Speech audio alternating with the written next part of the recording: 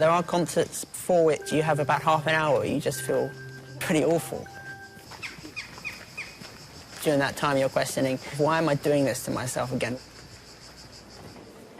When I walk out onto the stage, this is the realisation of weeks and months of work.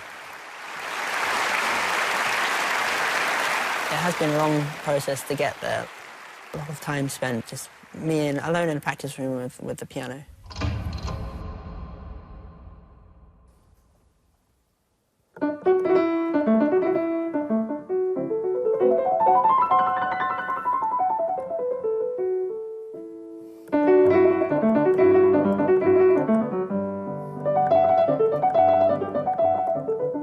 I think being a concert pianist is probably one of the most difficult things human beings can do, because you have the physical aspect to it, to an extent we're athletes using our fingers.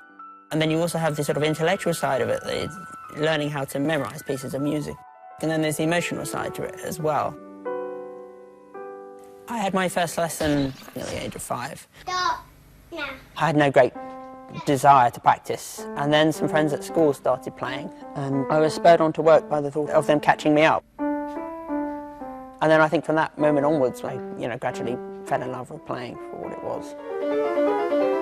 Being good at it isn't just about talent, it requires a lot of work, a lot of time practicing.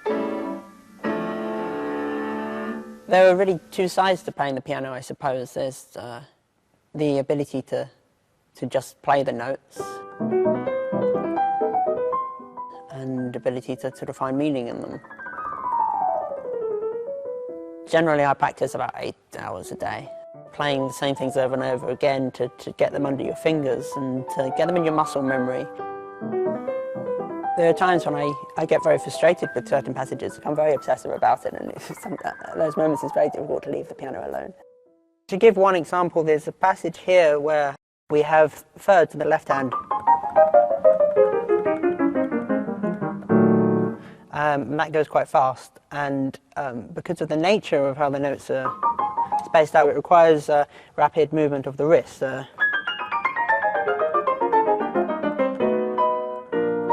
Something like that is unfamiliar, and it's a pattern that I haven't come across in other music recently, so it's something I'd have to work on further. I think the ability to interpret a piece of music well is something that one can work on. It is all about complete control of the instrument to a certain extent and being able to get every sound from it that you want. The way the rhythm is written is like this.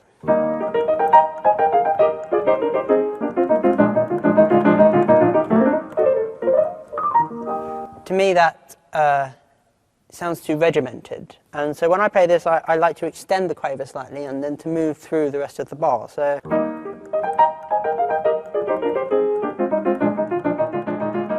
it's going da da da da da da da da da, so it's got a feeling of lilt and a sort of airy quality to it.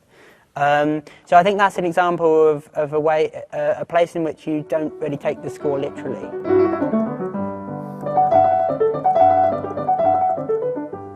I think if you want to be really good at something, you have to accept that you have to make certain sacrifices. I think one of the greatest difficulties is the loneliness of the career. You're not part of an orchestra, you're not part of a group.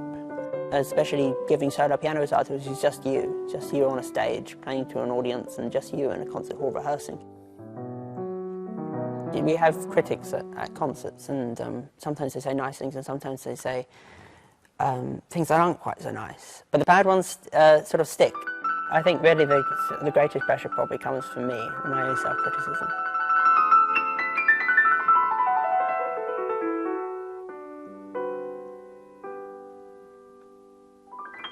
You spend all your time working so that everything's there in the muscle memory, so that you're very safe when you go on stage, or at least I do anyway.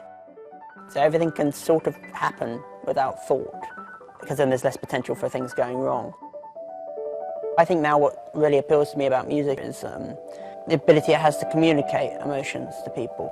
I think that's what it's all about.